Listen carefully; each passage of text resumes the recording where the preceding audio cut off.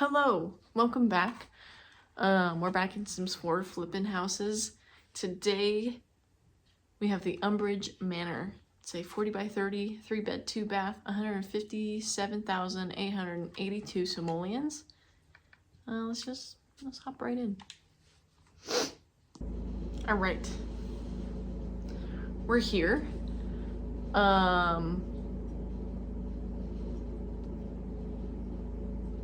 First impression? I don't really know. It's a house.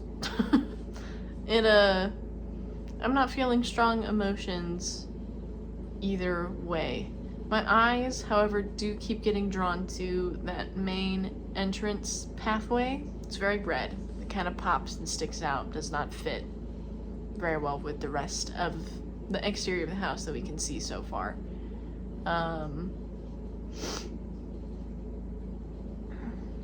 The flat roof is kind of giving a little bit of 70s, maybe. Landscaping overall is pretty good. Circling around back here. Yeah, that bright red pathway is kind of distracting me from the rest of the house, if I'm being completely honest. Like, it's so bright and obnoxious, and it just doesn't really fit with anything else that's going on. It kind of feels like it was freshly stained, and they're waiting for the sun to extract some of the color, or they just haven't washed off the excess stain yet. However, circling to the back here, I did notice the brick foundation on the house. So I guess you kind of have that tying it in, but they're two very different shades of red that don't really mesh very well together, I feel like. And then you have, okay, yep, I'm noticing more things as I get closer. Then you have the blue accent color, which I feel like kind of works with the brick foundation, but not the brick entry pathway. So biggest problem so far is just the brick entry pathway, but that's an easy fix. So head inside here. Okay. So you immediately walk into a gigantic grand staircase. That's fun. I like the paneling in this main entry room. I feel like it could use more though, like maybe a rug or something between the front door and the stairs. Like, it's just kind of very empty and bare. There's not a whole lot going on in there. And then this random hallway back here, it makes sense for the floor plan, but I feel like it's still kind of a wasted space that we could definitely do something with. Then heading over here into the master, that's not a bedroom, it's the living room. Heading over here to the living room. Bronco Nation, don't get me wrong, but this is not it. This is not it. Yeah, the burnt orange couches with the blue rug, and then the dark blue curtains, not the best. And then you got a wall-mounted. Okay, I didn't know that there were uppers there, so that explains that, but still very, very funky. Yeah. Yeah, sliding over here. Red's my favorite color, it really is, but I don't know about this. This is a lot. I feel like there's definitely a better way to use red. This is not that way. Overall though, the floor plan of this room itself is pretty nice. Yeah, that's pretty nice. And then the kitchen is very, very small. And I feel like a house of this size and of this price needs something better than that when it comes to kitchens. That's honestly kind of pathetic. and it's a very disconnected. Yeah, and then you got a little informal dining over here, it looks like, which matches the bigger dining room, but in here, on the plain white, it just sticks out and kind of, yeah. Okay, so kitchen's not good. Got a wasted kind of space of a hallway back here. And then you got Bronco Nation in here, but not in a good way. Not to mention, it's not centered on the rug either. So you have this huge just excess amount of rug. And then you got a bathroom in here.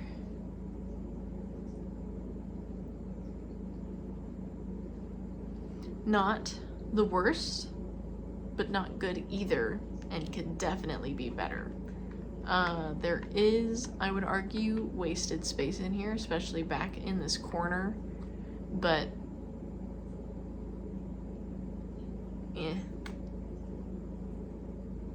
not the worst, but definitely not the best. Heading upstairs. Okay. So we got a little hallway, go to the different bedrooms. Over here, got a massive bedroom. No attached bathroom though, so I'm gonna say it's not the master suite. And it has no patio access either. It's really dark, not in a good way. And the floor plan is funky, but it's not the worst we've seen. That's for sure. Slide into the next bedroom over here. Very, very green. And I like green, but not like this. This is not how you do green. That's like if vomit, ooze, and goose poop all mixed together into a shade of green, like this is that green. And it's not good. Especially with those floors. And then you have just, I get it, but like, that's a really big door for a toddler's room.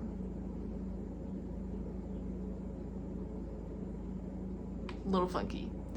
Sliding over, we have another bedroom.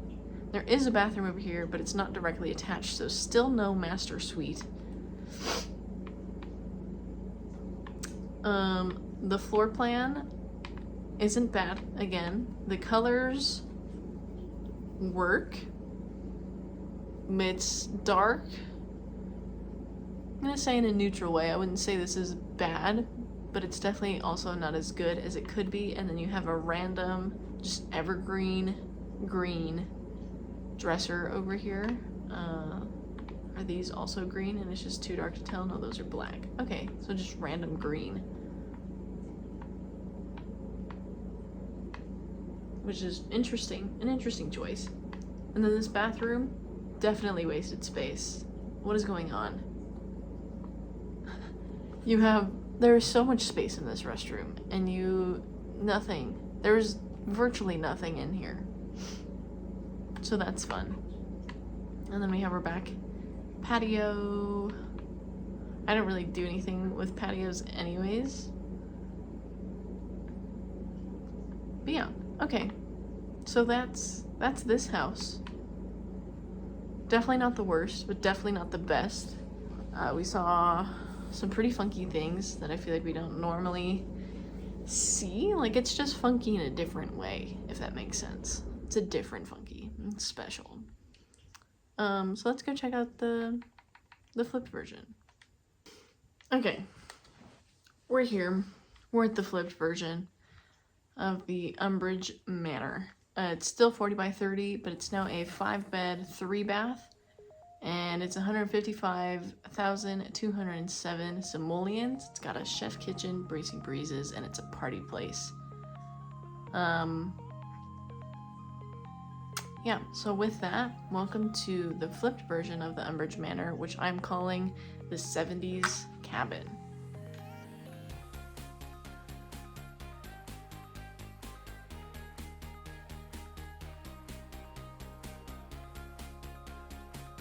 Okay.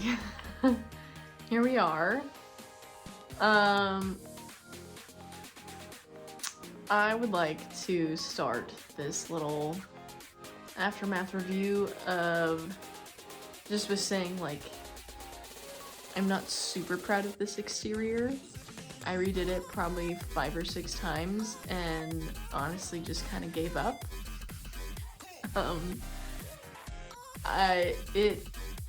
After revisiting it, it's not terrible and I don't hate what I'm seeing so far, but it's definitely not my best work. So, kind of apologies. Zooming in though,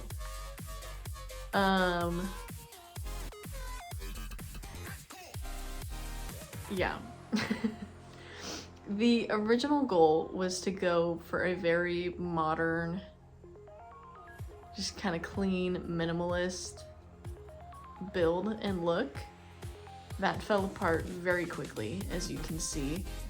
And it's mostly because of things I did on the interior that resulted in this exterior, but we're here now and we're committed, and honestly, looking at it now after probably a month of not touching this lot, I don't hate it. It's not as bad as I remember it being.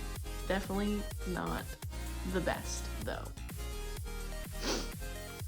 But yeah, so we fixed the pathway. It's not a awfully red brick pathway anymore. And you have these massive, huge gardens surrounding the front, huge pine trees, just to kind of fit the cabin vibe. Got a little fountain down in the front here, surrounded by some gardens, and then your mailbox surrounded by more gardens. Swing around to the side yard here. Got this really, really pretty red bush here.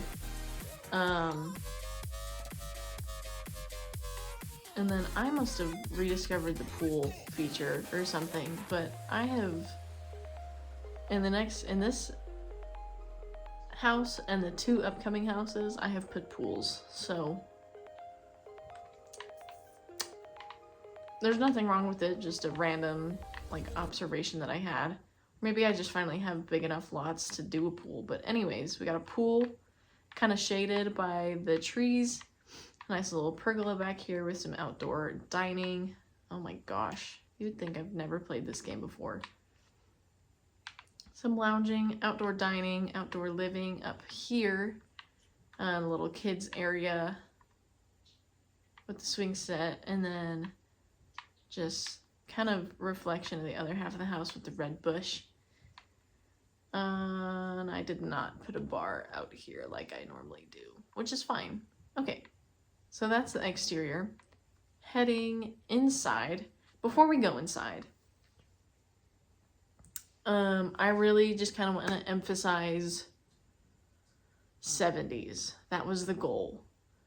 And then my goal was also red, because I've been talking a lot in this episode, and I feel like maybe even in past episodes, how there's a way to do red. And so I thought I'd finally demonstrate that here. So we have a 70s red cabin. Yes, so heading inside, you immediately got a red rug, a nice little chandelier framing up the entryway, and then you go straight into your living. And I'm obsessed with this living room because of the faux fireplace. It's got windows instead of fireplace, and so it reflects. It's the same outside as it is inside. So you get this really cool kind of view from that.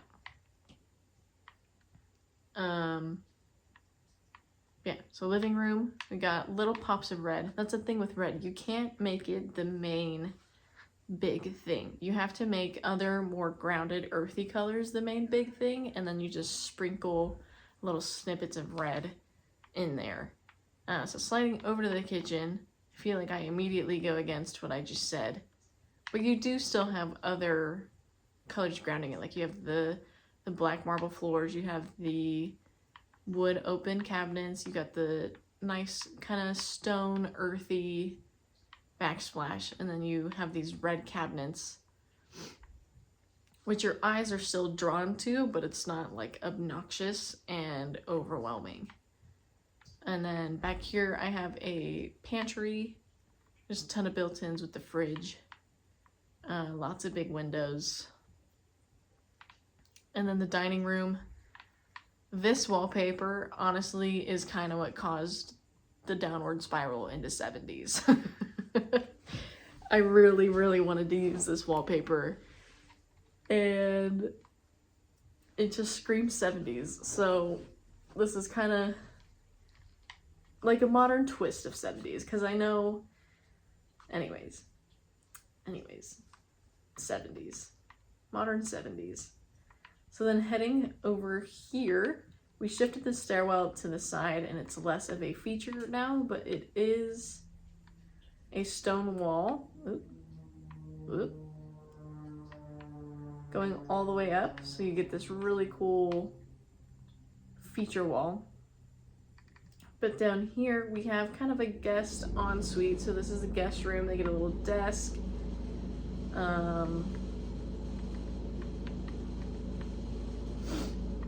But pretty plain, pretty simple. Nothing super crazy. My favorite suitcase, end table. I've gone on tangents about that in other videos, so I won't spend too much time on it. And then just a really kind of pretty, eclectic restroom. So then heading upstairs. There's a lot going on, but it's okay. So you come up the stairs, and immediately to your left here we have the master suite, where I really leaned into the red in this one. There's a lot of red in this room, but I still feel like it works because you have these other very dark, demanding colors to bring it down to earth. Red is a very bold, demanding color that will just eat up a room, and so you need even darker, more demanding colors to pair with it to keep it from flying away and eating the whole thing, if that makes sense. So I used black and dark brown in here to really ground the obnoxious amount of red that I decided to use. Yeah, and then in the restroom here, went kind of back to the original roots and just little pops of red here and there with kind of a neutral background to keep it grounded.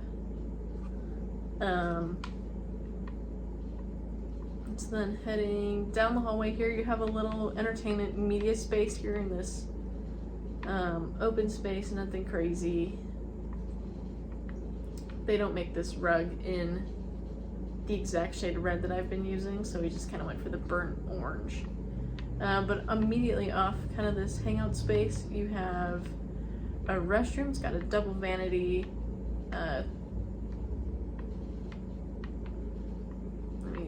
Yeah, that's about as good as that's gonna get. But yeah, nice, dark, bold, moody bathroom. And then the next bedroom over is a nursery. And this is something I've been wanting to try for a really long time, is the aspen branches behind the crib. I think that's really fun. I think that's really cool. So you have that, and then kind of just a much brighter aesthetic compared to the rest of the house. It's got patio access to this patio here, which I just realized there's zero patio access to this front patio, but it's fine. Yeah, just a nice nursery. And then we have a toddler's room. It's very big, it's very fun. There's lots of different areas for him. He's got this awesome playhouse. He's got a little bookshelf, and then he's got his little sleeping area in the corner here, and then access to this round deck up here. And then over here we have our last bedroom. This one was kind of fun. As you guys know, I like to create kind of the Sims or characters that lives in these bedrooms. It makes it a lot easier for me to design the bedrooms. So we have two teen sons that live in this room together. One's an artist and one's an athlete. And so maybe the artist likes to paint the athlete, and so this is a portrait that he did of his brother while he was snowboarding. But then you have his brother's athletic equipment just down here. They got their workspace, they got a little chill area. Maybe there's like a projector or something mounted on the wall back here, and ooh, they play games over here. I don't know. But then you have the other son's art equipment over here and just the different pieces and studies that he's done.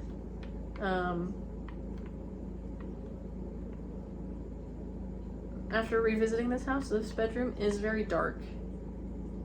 Definitely could have used a couple more lights in here, but I feel like it fits and it works.